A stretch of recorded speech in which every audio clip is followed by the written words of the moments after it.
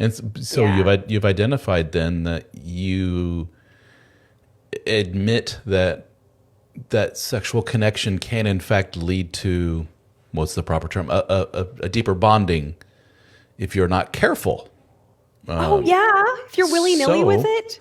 So Yes. does this point to something that a lot of your more conservative types say, which is, I'm on the dating market, I'm looking for the next Mrs. Right. He's a guy who believes in strict monogamy. I'm going to get married, have kids, and everything else. And he meets a gal who is sexually open, and she says, I have been with 128 men. Something crazy like that. Which, by the way, you do this Excuse me. summer. That's not that crazy. I know. There's a lot of high body Especially with counts out there. young people these days. It's for some young folks, it's like a very casual thing, like getting coffee with somebody. Typically, from what I hear, I'm not in that world, thank goodness. But so that guy is with that gal, and he hears that number, and some men say that is indicative of the fact that, well, number one, the woman is incapable of bonding with a person, because if she's done that many times and not bonded with somebody, something's off here. Or thing two, I don't know if she does bond with me, she will easily lose that connection because I can see that she's able to do this casually with so many people. I guess that's my way of saying, and I've asked other gals this that I've spoken to, do you feel that your number of sexual partners, the term that they use these days is body count, I don't know if you're familiar with this, does that make a difference, and does that impact your ability to form a lifelong bond with somebody? Ugh, that is tricky. That's a sticky one because I don't want to sex shame. I want people to be having amazing sex as often as possible.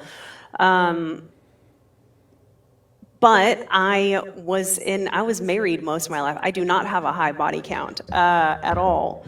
But my body count is still higher than my last partner, which is shocking. He's never been married or anything.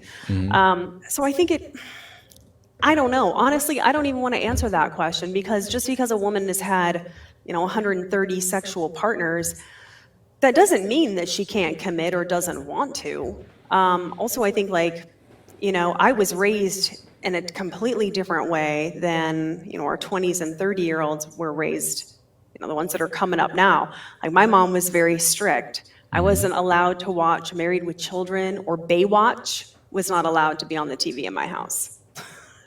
And look at me now. But if I had been raised differently and I was out just having fun, searching for my partner, would I want that held against me? No, I would lie. I would lie about my body count. If I had sex with 130 people, I wouldn't want to be shamed on that. That's a lot. I would lie. But then heard it here first. But then you would open yourself up to a world of people that would potentially be not sexually compatible with you. If you've been with 130 people, you're probably a pretty sexy sexual person who's more open-minded and more in touch with your body and everything. And you get with a person who's like, I don't think that that's necessarily true at all. Okay. No. I think that to be promiscuous, you don't have to be sexy or smart or educated. You just have to just open your legs, really. Especially as a female, there's going to be any man, for the most part, is going to be happy to put it there. So it doesn't take any kind of a connection from a man. For not every man, but lots and lots of men see an opportunity. Sure. They take it. Does that say less about him, more about her? Like I think it's interesting that women definitely get more sex shamed than men. My last partner, not the one that not the last one, the one before that, he had over 100 sexual partners because he was having a lot of fun in his 20s. Do I hold that against him at 40? No, I didn't. Do I think it make him a better lover? I would say he was an average lover. Interesting. Well, just on the surface, you would think more practice, or you would, just be able to ride your bike a lot. One-off, though. Also, if it's a one-off, if it's like a one-night stand or a one-time thing, what are you really learning that you're going to take to the next partner, your next relationship? I mean, it's just most likely a quick get-off. Are you worshiping her erogenous zones? Are you taking your time? No, it's probably like a hump and dump. It's probably more, especially from the male side, it's probably more indicative of a level of charm and personality that allows him to get a connection with so many women. Yeah, to do you know get what to that's that called? level. What's that? We call that a fuck boy. No fuck. So he's That's got what those. and usually you He's can got those spot them a tools. mile away also. They have a fuck boy look, a smell, an aura An about aura about them. them. Yes. If you don't recognize a fuck boy, like you're clueless because usually like they have a shirt on basically that says I'm a fuck boy. Can you describe the typical I mean, mostly characteristics? a first sign of a fuck boy is that they're going to be sending you dick pics straight out of the gate without you asking for them.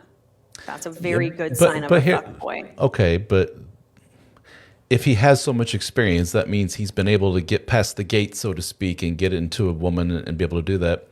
Is he saying then by showing you pictures like that, is he saying this works, so that's why I do this? What woman Maybe gets that it and says, works and it's probably nice, it's probably big, it's probably looks erect so he's and well groomed. Like I have my gents are sexy. You know? They're also going to say all the right things, but they're going to move way too fast. They're going to want to get you out, get you alone, touching you. Like they move quick, and a lot of times like they'll tell you they're a fuck boy if you ask. Like if you're like you're a fuck boy, aren't you? They're like yeah, like they're proud of Yeah. it. They're proud, yeah, and they do. They have like charm and magnetism, and they're suave with the ladies, but then they say all the right things, get the lady into the bed, and then she never hears from them again. It's like, how did you not know?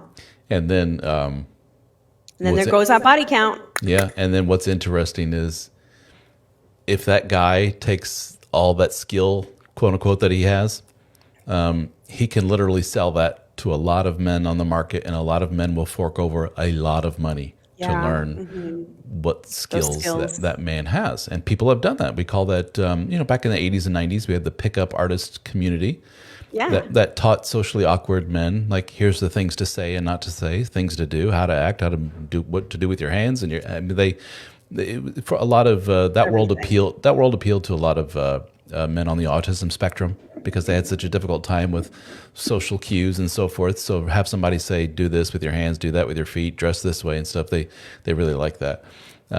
So it's interesting. The most successful family man really has his life together. He will be very interested in learning what that guy over there who got with 200 some odd women, what he has that family man doesn't have. Yeah. I talk to those guys all the time. They stand up and take attention. They watch those YouTube videos and listen to those podcasts and so forth. So that points to, at a very visceral, almost like animalistic level, fuckboy, as you put it, he's almost like the winner.